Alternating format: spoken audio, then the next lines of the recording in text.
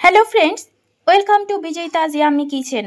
আজ আমরা দেখতে চলেছি খুব ইজিলি আমরা পেপার চিকেন কি করে তৈরি করতে পারি সেই রেসিপি আজকে আপনাদের সাথে শেয়ার করতে চেষ্টা করছি। আসুন তাহলে দেখে নিই এই রেসিপিটি তৈরি করতে আমাদের কি কি ইনগ্রিডিয়েন্টস লাগছে।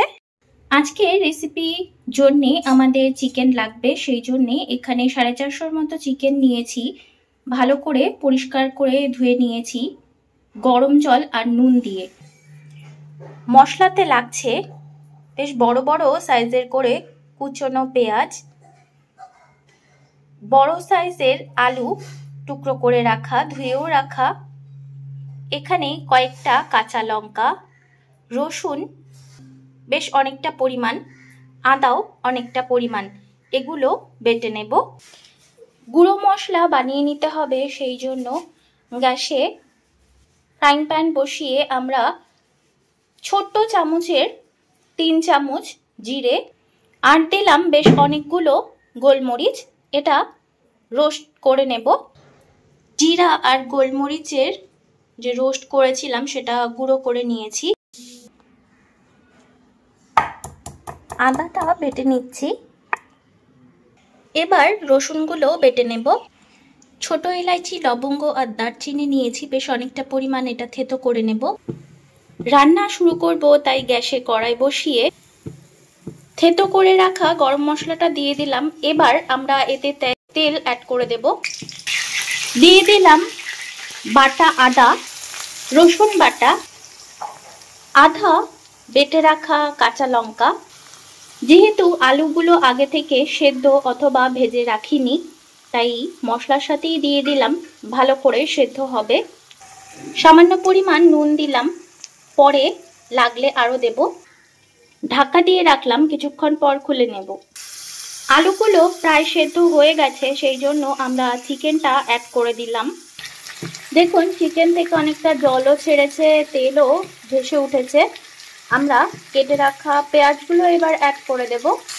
দিয়ে দিলাম পেঁয়াজগুলো, 10 মিনিট কষাতে হবে। দিলাম পরিমাণ মতো নুন, হলুদ গুঁড়ো, একটু করে কাশ্মীরি লাল লঙ্কা গুঁড়ো দিয়ে দিলাম। যেহেতু আমরা কাঁচা লঙ্কা, গোলমরিচের গুঁড়ো এগুলো সবই দেব, তাই লঙ্কার গুঁড়ো বেশি দিলে ঝাল হয়ে যাবে। সামান্য পরিমাণ টক দই।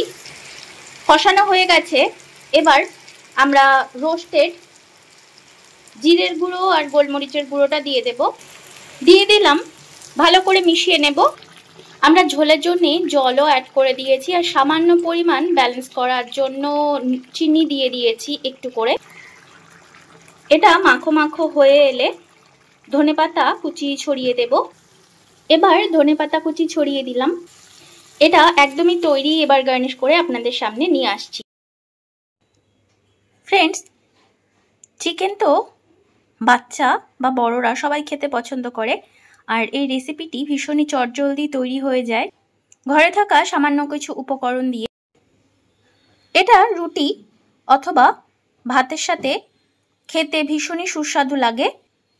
বাড়িতে গেস্ট এলেও তাদেরকে বসিয়ে রেখেও এই রান্নাটি আপনারা তৈরি করে দিতেই পারবেন। ফ্রেন্ডস, তৈরি হয়ে গেছে আজকের আমাদের পেপার চিকেনের রেসিপি।